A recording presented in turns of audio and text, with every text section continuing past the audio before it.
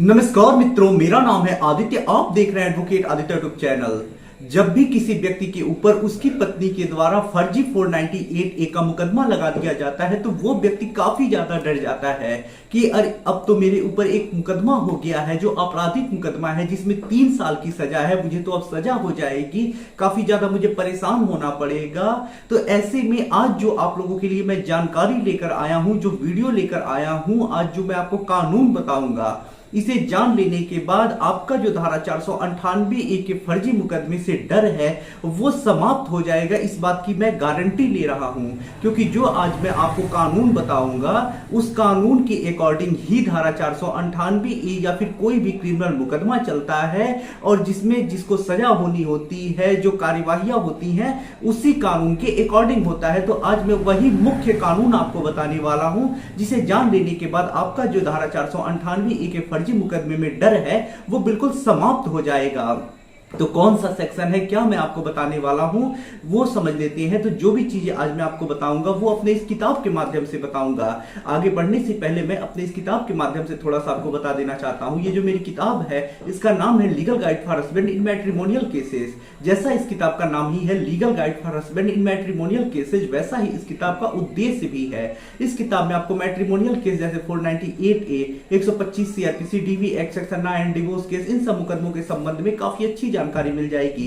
जैसे कैसे मुकदमा लड़ना है, कैसे प्रक्रिया चलेगी, कैसे डिवोर्स लेना है, कैसे 125 CRPC या DV एक्ट खारिज करा के भरण पोषण देने से बचना है, कैसे 340 CRPC लगाना है, किस प्रकार से डिस्चार्ज होना है, कैसे ड्राफ्टिंग करना है, कैसे मेंटेनेंस देने से बचना है, कैसे इंटरिम मेंटेनेंस देने से बचना है, कैसे फॉल्स 498A केस क्वेश कराना है, कैसे आप डिवोर्स लेंगे।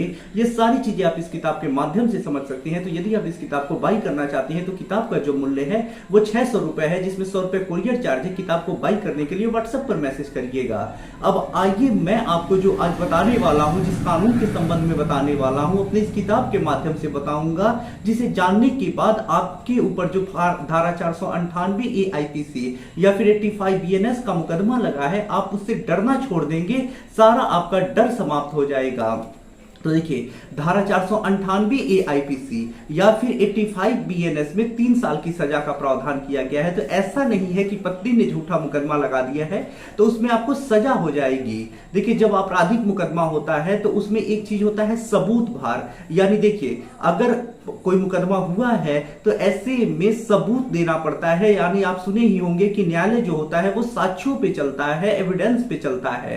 तो ऐसे में सबूत भार सबसे महत्वपूर्ण एक कानून है कि जब कोई आपराधिक मुकदमा हुआ है या कोई भी मुकदमा चल रहा है तो ऐसे में सबूत भार कौन देगा।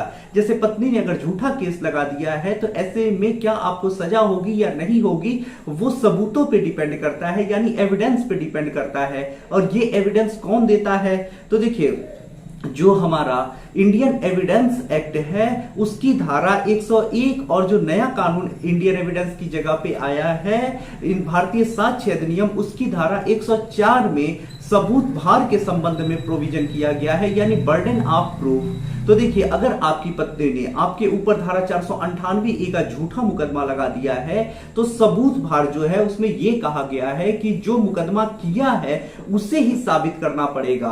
तो देखिए, अगर आपकी पत्नी ने झूठा केस लगाया है तो ऐसे में उसने अगर झूठे आरोप लगाए हैं या जो भी बातें उसने लिखवाई हैं उसे साबित करने की जिम्मेदारी आपकी पत्नी की ही है। आपको सिर्फ मुकदमा लड़ना है, जमानत कराना है या जो भी चीजें चल रही है, क्रॉस एग्जामिनेशन करना है, आपकी जो चीजें होंगी, जो प्रक्रिया है उसमें आपको सम्मिलित होना है।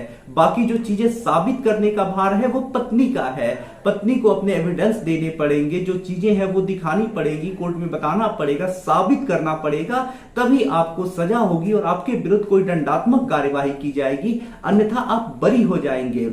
तो पत्नी ने अगर झूठा केस कर दिया है, झूठे आरोप लगा दिए हैं, तो ऐसा नहीं है कि उसमें आपको सजा हो जाएगी, उसमें सजा आपको नहीं होगी। अगर झूठा केस है, पत्नी साबित नहीं कर पा रही है तो आप बरी हो जाएंगे। अब एक क्वेश्चन आएगा, सर पत्नी ने अगर मेडिकल लगा दिया है तो क्या होगा। तो देखिए, ऐसा नहीं है कि पत्नी ने मेडिकल लगा दिया है तो इससे साबित हो रहा है कि आपने उसे मारा पीटा है। जैसे देखिए, एग्जाम्पल मैं आपको देता हूं, मैं कहीं बाइक लेके जा रहा हूं, मैं गिर गया, मेरे पैर में फ्रैक्चर हो गया, तो मैं डॉक्टर के पास गया और और बोल दिया कि मेरे पैर में फ्रैक्चर हुआ है, इसका डॉक्टरी मुलैया कर दीजिए और बता दीजिए कि कितनी चोटें आई हैं, कहां कहां चोटें आई हैं, तो डॉक्टर तो ये लिख के दे देंगे कि यहां फ्रैक्चर हुआ है, यहां चोटें आई हैं, लेकिन मुझे साबित उसके बाद मान लीजिए मेरा कोई दुश्मन है तो मैं जाकर कोर्ट में उसके ऊपर तो फर्जी मुकदमा लगा दूंगा कि मार के उसने मेरा पैर तोड़ दिया। तो ऐसा नहीं है कि उसे सजा हो जाएगी क्योंकि मेरे पास मेडिकल है और फ्रैक्चर का रिपोर्ट है। मुझे यह भी साबित करना पड़ेगा कि मेरा ये जो पैर टूटा है उसने मार करके तोड़ा है। सिर्फ पैर टूटने या चोट आने से, ये दिखाने से जो एक्यूज है उन्हें सजा नहीं होती है। कोर्ट में यह भी साबित करना पड़ता है कि मुझे चोटें आई हैं और ये चोटें एक्यूज यानी जो अभियुक्त हैं उनके मारने से आई हैं। तो पत्नी अगर सिर्फ मेडिकल लगाई है तो इसमें आपको सजा होने का डर नहीं है। जब तक पत्नी साबित नहीं कर देगी कि आपने उसे मारा पीटा है, चोटें पहुंचाई हैं, तब तक आपको घबराने की आवश्यकता नहीं है, आपको कुछ नहीं होने वाला है। और नॉर्मली जो फर्जी 498A के केसेस होते हैं उसमें पति बरी ही हो जाते हैं, जो केस लास्ट तक चलते हैं उसमें बरी हो जाते हैं क्योंकि फर्जी मुकदमे होते हैं, पत्नी के पास कोई साक्ष्य नहीं होता है, सिर्फ बयान के आधार पर केस दर्ज होता है, तो ऐसे में उसमें बरी होना तो तय ही है।